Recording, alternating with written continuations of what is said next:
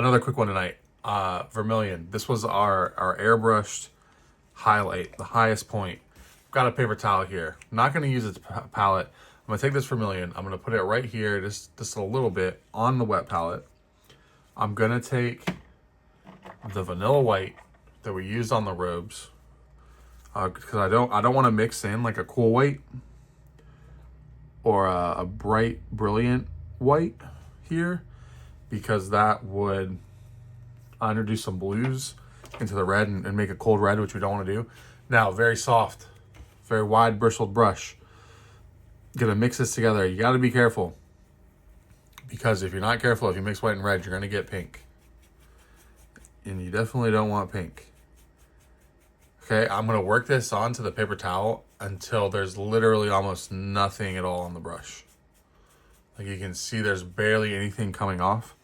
I'm gonna come in and I'm gonna dry brush, where just dry brushing that final highlight again, now that we washed it. And because there's almost no paint at all on here, and these brush, what am I trying to say?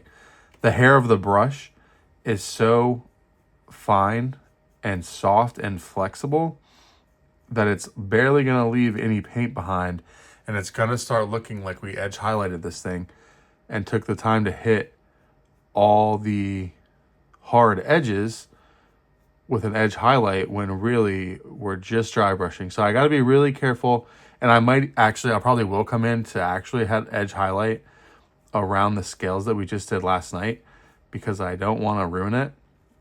But this is going to make all these hard edges pop, and it's going to make it look like our red is actually done and not just airbrushed.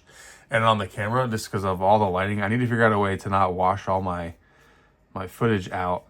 But there's a lot more going on this model than it seems, and you can kind of see all of our airbrush work up here on the back where more of it's in shadow, and this dry brushing will really kind of come into play more here, because you got to be careful, because if you do this paint, if you mix this paint wrong and you put too much white in, or you don't have the right red to start with, you could just be highlighting your red with pink, and you definitely do not want to do that. So you have to be really careful mixing red with white, and you can hopefully kind of see this thing come into life, where it looks literally like man, I'm struggling. It's late. I'm very tired. I gotta start making videos when my brain is functioning. It looks like we spent the time to edge highlight it, when in reality, there's no effing way we're gonna edge highlight all the edges on these little infantry guys. When we get to the warcasters and like important solos, we definitely will do that highlighting, but these guys, absolutely not. Ain't no way, no how. So I'll be back. It takes a long time to work this up. I'll be back in a second. Okay, so it was taking too long, so I've worked in some of this OSL, or some of this orange, fluorescent orange I'm going to be using for OSL, and you can see I'm really getting almost all of it off, because you can really mess yourself up if you're not careful with this. And I'm making sure it's always from the same direction. I'm almost done, with this part. I am going to come back in, and there's a few select points that I will actually edge highlight, and it'll add to the effect. But you can see we're brightening everything back up from the wash. And this is not just going crazy with a dry brush. This model will not look dry brushed when I'm done. You won't see the brush strokes. It won't have that normal brush stroke giveaway, and that's because there's barely any paint on here. We're slowly building it up over dozens and dozens of passes. This brush is very soft. So let's see. Let's get the camera to actually focus for us. So now you can see we're picking out, and it's almost like we've blended in the highlights on the red. And we're going to go back in, and we're definitely going to do some more brush work on the red. But now you can see how we've brought all that back in. Like this is one that we haven't dry brushed yet. So see, it just has the wash lines in it. Versus this one, it's back. We've truly brought it back up to the bright red before the wash came in. And the highlights, this camera wants to work with me here. Like, especially on the shoulders and the hard edges, it works very well with the airbrush work. Looks very good. And it looks better in person, as always. And again, just for reference, this is one that's just washed. Okay, so now we'll take our brush and because we're brushing this on and it's not a dry brush, we're not going to get crazy. I'm just going to take this Vermilion right here. That was our actual final highlight. And I'm just going to get just a small touch of that orange, the fluorescent orange. Like, it's so little, it's probably not even doing anything. Because we don't want the model to be orange. We want the model to stay red. Maybe just a little bit more. But again, you have to be careful highlighting red with orange, because then it's going to make it look orange. And it's going to make it not look red. And this is a very bright red, almost pink. So we're working it. I've just worked it down the side of the belly of the brush. And now I'm going to be very careful here. And I'm just going to come in on my edges by these scales. And we'll do the we'll do the edge highlight. I keep forgetting the name of it.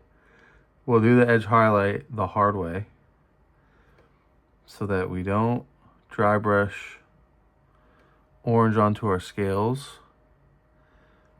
And I'm pretty sure, I'll have to send a picture of this to the Ice King. I'm pretty sure he wants like the red to be this dark crimson red. And I don't think he wants like super bright orange highlights on it. So I'm not going too crazy. Because I mean, you could pick all this out. And you know, there's not a lot of contrast on the armor pieces just yet. And we're going to add some white to the armor too. And so here on these raised parts here, I'm just like actually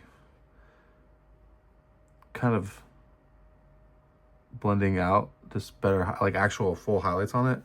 And I'm going to get carried away and I'm going to start edge highlighting this whole thing. But I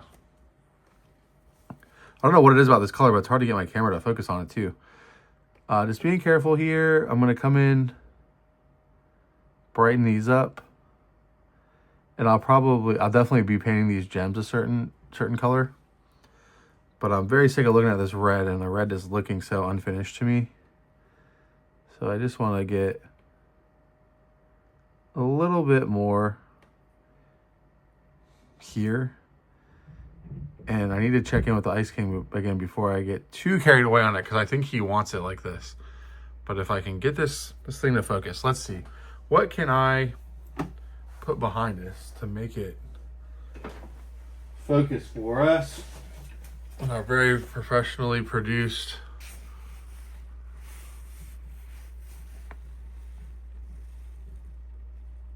so you can see the highlights. I'm going to drop my brush.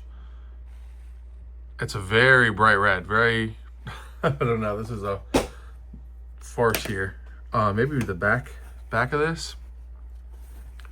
I don't know why I can't get the camera close enough to force it. Like, it'll focus on my hand. You know, there are edge highlights on this thing. We got to cut in a couple more areas, but I think the fact of the matter is a lot of this is just going to be this red.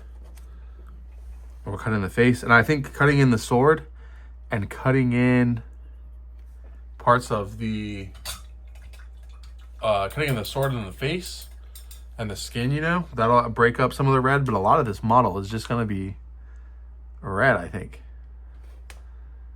And that's okay. But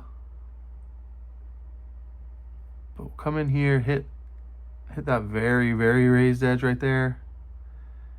come in and hit these lines.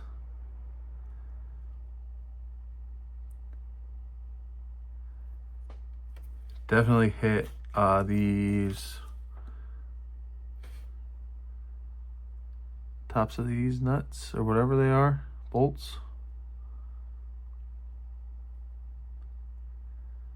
And this edge highlight down the back here, edge highlight there and there. These are the big areas where people are gonna look for it, you know. But I think the red is done now, and it's not gonna focus, and it's gonna be a terrible video. And the red's gonna look unfinished just because of the other colors we have to do and we need to cut it in. But it's looking really good. Even if you can't tell, you just gotta believe me. So next time we're getting pretty close to just finishing the model. Probably do one more video that's like just the head, and one that's just the sword, and then a third video of finishing the model. And then once I have this model done as the completed test model, it'll be a lot easier to just blast through the rest, because I'll do like all the airbrushing, I'll do all the non-metal metallics, all the fabrics, you know, all at once, and it'll be very fast and a whole army done. So see you then. Thanks.